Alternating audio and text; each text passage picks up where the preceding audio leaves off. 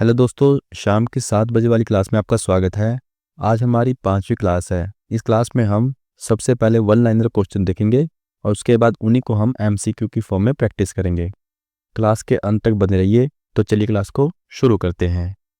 सबसे पहले संयुक्त राष्ट्र विकास कार्यक्रम द्वारा आयोजित 2025 का इक्वेटर प्राइज भारत में किस संस्था को दिया गया है?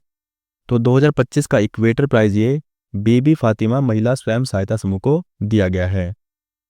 क्रैशेनिको ज्वालामुखी जिसमें लगभग 600 साल बाद विस्फोट हुआ, वह किस देश में स्थित है? तो यह ज्वालामुखी रूस देश में स्थित है। 2027 में राष्ट्रमंडल युवा खेलों की मेजबानी कौन सा देश करेगा?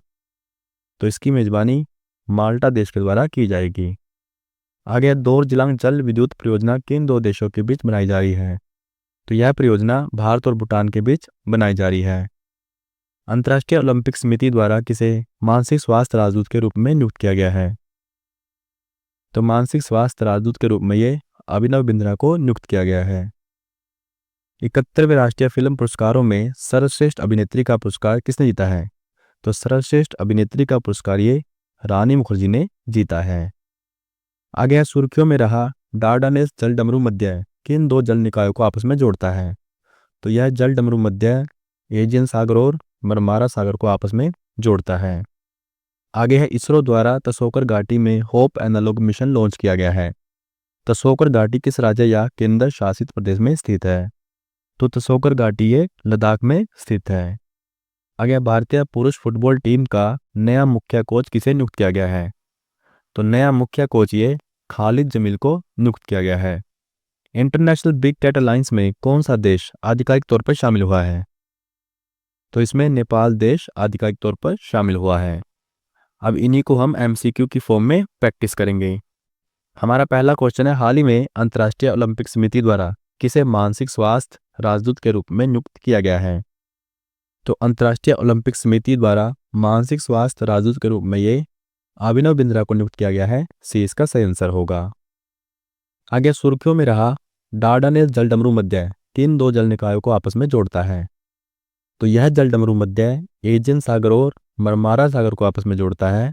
बी इसका सही आंसर होगा। आगे हाल ही में इंटरनेशनल बिग कैट अलायंस में कौन सा देश आधिकारिक तौर पर शामिल हुआ है? तो इंटरनेशनल बिग कैट अलायंस में नेपाल देश आधिकारिक तौर पर शामिल हुआ है। ए इसका सही आंसर होगा। आगे है दोरजिलांग जल विद्युत परियोजना किन दो देशों के बीच बनाई जा रही है? तो यह जल विद्युत परियोजना भारत और भूटान के बीच बनाई जा रही है। सी इसका सही आंसर होगा। आगे 71वें राष्ट्रीय फिल्म पुरस्कारों में सर्वश्रेष्ठ अभिनेत्री का पुरस्कार किसने जीता है? तो सर्वश्रेष्ठ अभिनेत्री का पुरस्कार ये रानी मुखर्जी ने जीता है। सी इसका सही आंसर होगा। मुख्य बिंदु की बात करें तो रानी मुखर्जी ने यह पुरस्कार film Mrs Chatterjee versus Norway में अपने अभिनय के लिए जीता है। आगे है 2027 में राष्ट्रमंडल युवा खेलों की मेजबानी कौन सा देश करेगा? तो 2027 में राष्ट्रमंडल युवा खेलों की मेजबानी ये माल्टा देश के द्वारा की जाएगी। सी इसका सही आंसर है। मुख्य बिंदु की बात करें तो माल्टा 2027 के अंत में 8वें राष्ट्रमंडल युवा खेलों की मेजबानी करेगा। यह पहली बार होगा कि माल्टा राष्ट्रमंडल युवा खेलों की मेजबानी करेगा। आगे हाल ही में भारतीय पुरुष फुटबॉल टीम का नया मुख्य कोच किसे नियुक्त किया गया है? तो नया मुख्य कोच ये खालिद जमील को नियुक्त किया गया है। डी इसका सही आंसर होगा। हमारा 8वां क्वेश्चन है, हाल ही में क्रैशेनिको ज्वालामुखी में लगभग 600 साल बाद विस्फोट हुआ है, यह किस देश में स्थित है? तो यह ज्वालामुखी रूस देश में स्थित है। सी इसका सही आंसर होगा। आगे हाल ही में इसरो द्वारा तसोकर घाटी में होप एनालॉग मिशन लॉन्च किया गया है। तसोकर घाटी किस राज्य या केंद्र शासित प्रदेश में स्थित है? तो तसोकर घाटी ये लद्दाख में स्थित है। डी इसका सही आंसर होगा। आगे हाल ही में संयुक्त राष्ट्र विकास कार्यक्रम द्वारा आयोजित 2025 का इक्वेटर प्राइज भारत में किस संस्था को दिया गया है? तो इक्वेटर प्राइज ये बीबी फातिमा महिला स्वयं सहायता समूह को दिया गया है। बी इसका सही आंसर होगा। अब अगले 10 वन लाइनर देख लेते हैं। मिस यूनिवर्स इंडिया 2025 का खिताब किसने जीता है? तो यह खिताब मनिका विश्वकर्मा ने जीता है। 2025 फिडे विश्व कप का आयोजन भारत के किस राज्य में हुआ है? तो इसका आयोजन भारत के गोवा राज्य में हुआ है। 2025 डुरंड कप फुटबॉल टूर्नामेंट का खिताब किसने जीता है? तो यह खिताब नॉर्थ ईस्ट यूनाइटेड एफसी के द्वारा जीता गया है। आगे है वाई द कॉन्स्टिट्यूशन मैटर पुस्तक की प्रस्तावना किसने लिखी है? तो यह डी.वाई. चंद्रचूड़ के द्वारा लिखी गई है। केंद्रीय औद्योगिक सुरक्षा बल ने अपनी पहली पूर्ण महिला कमांडो इकाई किस राज्य में शुरू की है?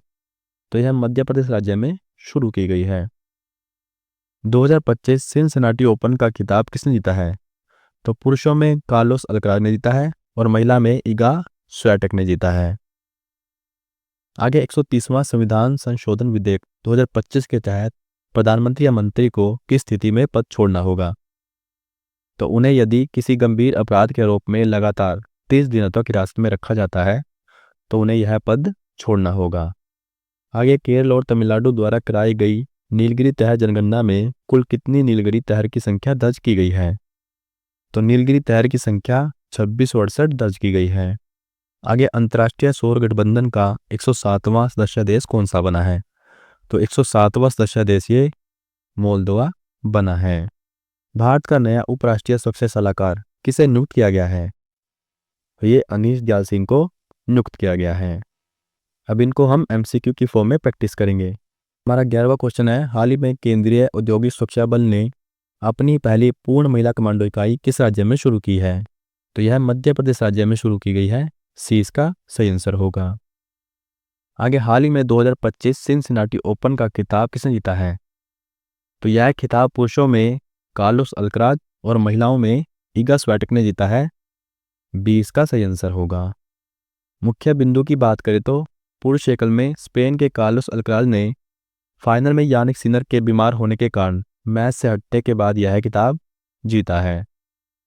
महिला एकल की बात करें तो पोलैंड की इगा स्वियाटेक ने फाइनल में जैस्मिन पाओलिनी को हराकर अपना पहला सिनसिनाटी ओपन खिताब जीता है। आगे हाल ही में 2025 फीडे विश्व कप का आयोजन भारत के किस राज्य में हुआ है? तो इसका आयोजन भारत के गोवा राज्य में हुआ है। सी इसका सही आंसर होगा।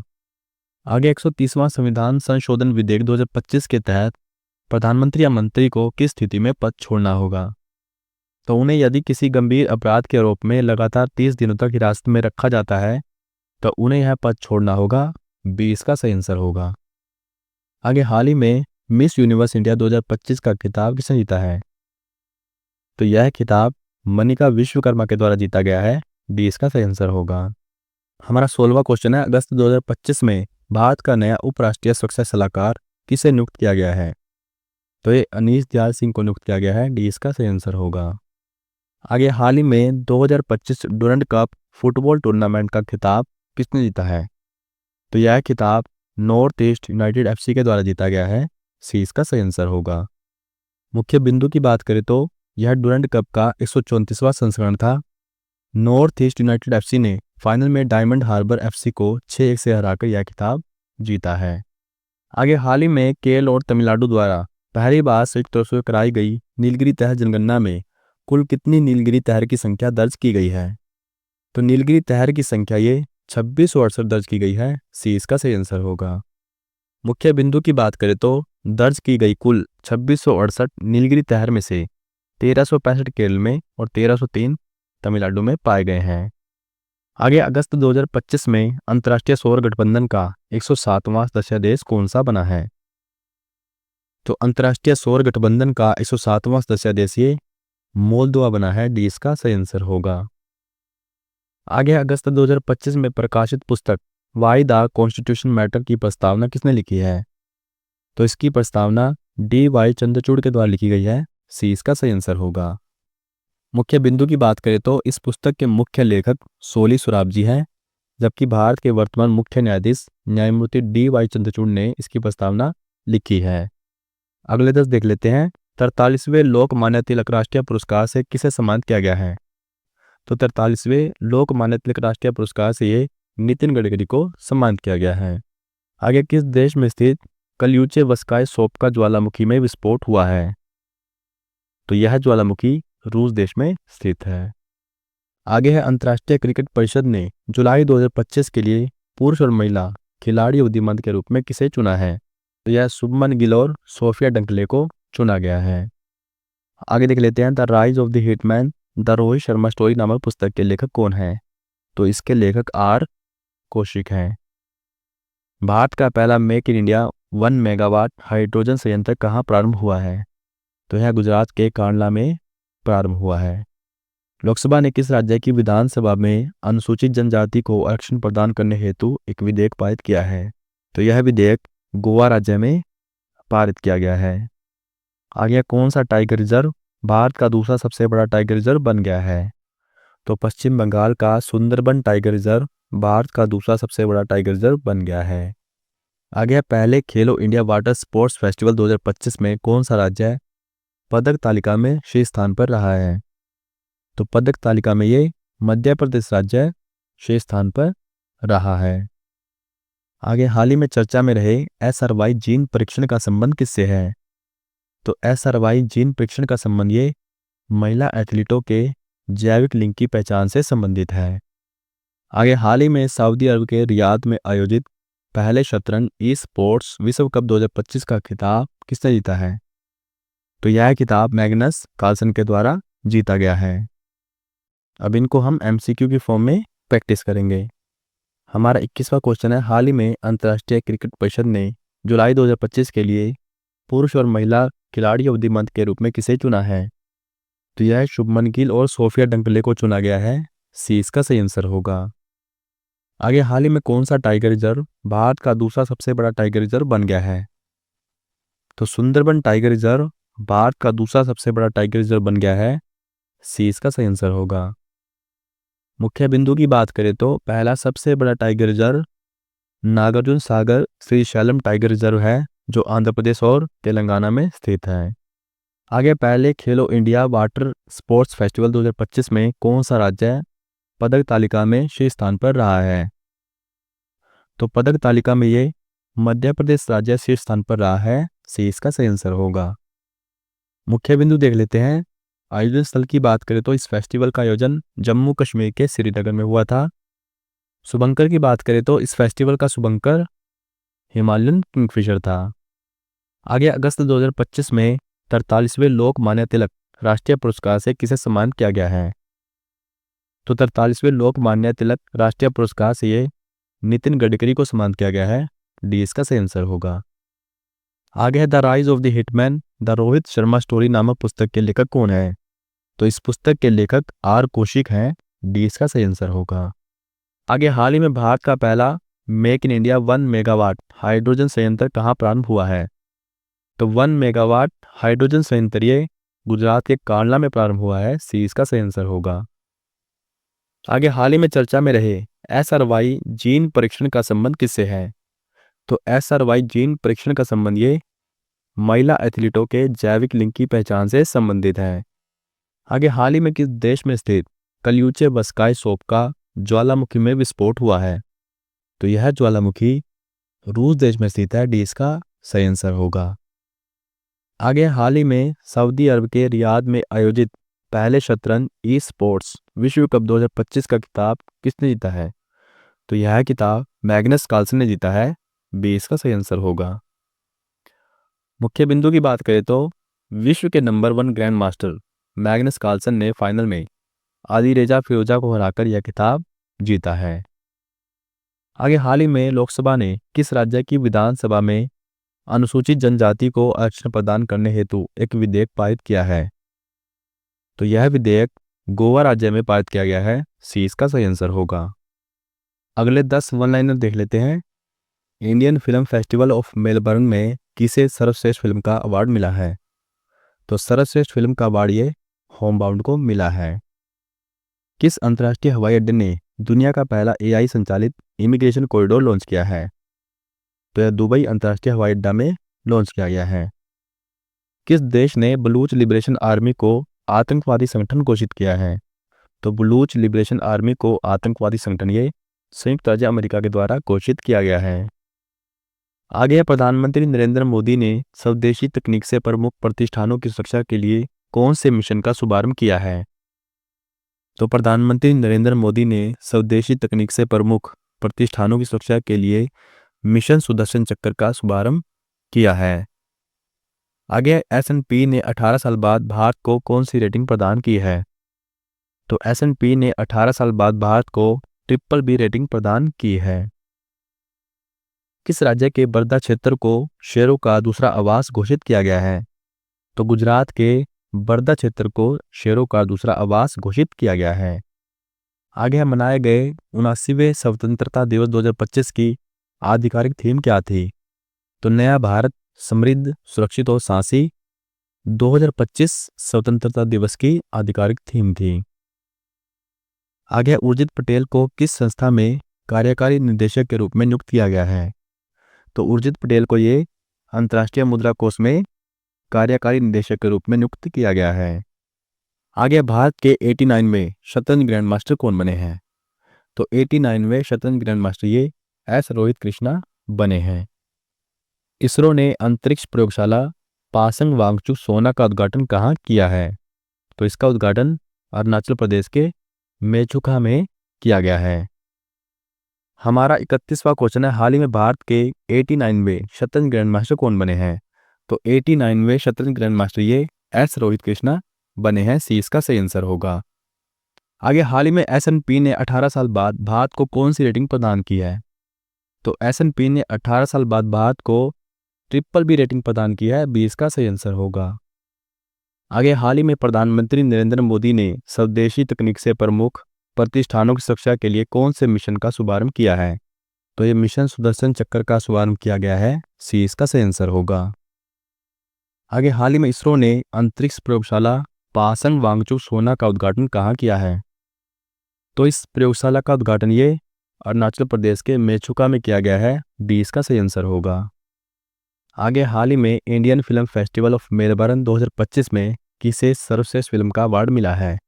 तो सर्वश्रेष्ठ फिल्म का अवार्ड ये होम बाउंड को मिला है। सी इसका सही आंसर होगा। आगे हाल ही में किस अंतर्राष्ट्रीय हवाई अड्डे ने दुनिया का पहला AI संचालित इमिग्रेशन कॉरिडोर लॉन्च किया है? तो दुनिया का पहला AI संचालित इमिग्रेशन कॉरिडोर ये दुबई अंतर्राष्ट्रीय हवाई अड्डे में लॉन्च किया गया है। सी इसका सही आंसर होगा। आगे हाल ही में उर्जित पटेल को किस संस्था में कार्यकारी निदेशक के रूप में नियुक्त किया गया है? तो उर्जित पटेल को ये अंतर्राष्ट्रीय मुद्रा कोष में कार्यकारी निदेशक के रूप में नियुक्त किया गया है। ये इसका सही आंसर होगा। आगे हाल ही में किस राज्य के बर्दा क्षेत्र को शेरों का दूसरा आवास घोषित किया गया है? तो गुजरात के बर्दा क्षेत्र को शेरों का दूसरा आवास घोषित किया गया है। बी इसका सही आंसर होगा। आगे हाल ही में किस देश ने बलूच लिबरेशन आर्मी को आतंकवादी संगठन घोषित किया है? तो संयुक्त राज्य अमेरिका ने बलूच लिबरेशन आर्मी को आतंकवादी संगठन घोषित किया है। सी इसका सही आंसर होगा। आगे हाल ही में मनाए गए 79वें स्वतंत्रता दिवस 2025 की आधिकारिक थीम क्या थी? तो इसकी थीम थी नया भारत समृद्ध सुरक्षित और साहसी। सी इसका सही आंसर होगा। अगले 10 वन लाइनर देख लेते हैं। भारत ने किस नदी पर सावरकोट जल विद्युत परियोजना को पुनर्जीवित करने की घोषणा की है? तो भारत ने चिनाब नदी पर सावरकोट जल विद्युत परियोजना को पुनर्जीवित करने की घोषणा की है। आगे गौरी उत्सव किस भारतीय समुदाय द्वारा मनाया गया? तो गौरी उत्सव ये भील समुदाय द्वारा मनाया जाता है। आगे है पूर्वोत्तर रेलवे जोन का पहला निजी रेलवे स्टेशन कौन सा बना है? तो पूर्वोत्तर रेलवे जोन का गोमती नगर रेलवे स्टेशन पहला निजी रेलवे स्टेशन बना है। आगे दिवंगत शिबू सोरेन का संबंध किस राजनीतिक संगठन से था? तो इनका संबंध झारखंड मुक्ति मोर्चा संगठन से था। अखिल भारतीय विद्युत खेल नियंत्रण बोर्ड ने किस खेल को आधिकारिक रूप से मान्यता दी है? तो इस बोर्ड ने खो खो खेल को आधिकारिक रूप से मान्यता दी है। लड़कियों के लिए भारत की पहली फीफा टैलेंट अकादमी कहाँ शुरू की गई है? तो यह अकादमी हैदराबाद में शुरू की गई है। आगे इजराइल के साथ हथियारों के व्यापार पर पूर्ण प्रतिबंध लगाने वाला पहला यूरोपीय संघ देश कौन सा बना? तो पहला यूरोपीय संघ देश ये स्लोवेनिया बना है। आगे भारतीय वायुसेना के बेड़े में एयरबस C295 विमान किस देश से शामिल किया गया है? तो यह विमान स्पेन देश से शामिल किया गया है। आगे एक महीने में नागरिक सहभागिता मंच पर सर्वाधिक लोगों द्वारा पंजीकरण के लिए किस पहल को गिनीज वर्ल्ड रिकॉर्ड से सम्मानित किया गया है? तो यह परीक्षा पे चर्चा पहल को गिनीज वर्ल्ड रिकॉर्ड से सम्मानित किया गया है। आगे है unlocking A $2 billion opportunity electric vehicles in India report किसने जारी की है? तो यह रिपोर्ट नीति आयोग के द्वारा जारी की गई है। अब इन्हें हम एमसीक्यू की फॉर्म में देख लेते हैं। हमारा 41वां क्वेश्चन है, हाल ही में इजराइल के साथ हथियारों के व्यापार पर पूर्ण प्रतिबंध लगाने वाला पहला यूरोपीय संघ देश कौन सा बना है? तो इजराइल के साथ हथियारों के व्यापार पर पूर्ण प्रतिबंध लगाने वाला पहला यूरोपीय संघ देश ये स्लोवेनिया बना है। ए इसका सही आंसर होगा। आगे, हाल ही में अखिल भारतीय विद्युत खेल नियंत्रण बोर्ड ने किस खेल को आधिकारिक रूप से मान्यता दी है? तो अखिल भारतीय विद्युत खेल नियंत्रण बोर्ड ने खो खो खेल को आधिकारिक रूप से मान्यता दी है। ए इसका सही आंसर होगा।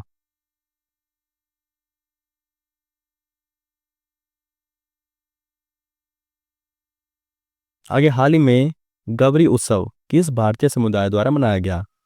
तो गवरी उत्सव ये बीर समुदाय द्वारा मनाया गया। सी इसका सही आंसर होगा। आगे, हाल ही में भारतीय वायुसेना के बेड़े में एयरबस C295 विमान किस देश से शामिल किया गया है? तो यह विमान स्पेन देश से शामिल किया गया है। डी इसका सही आंसर होगा।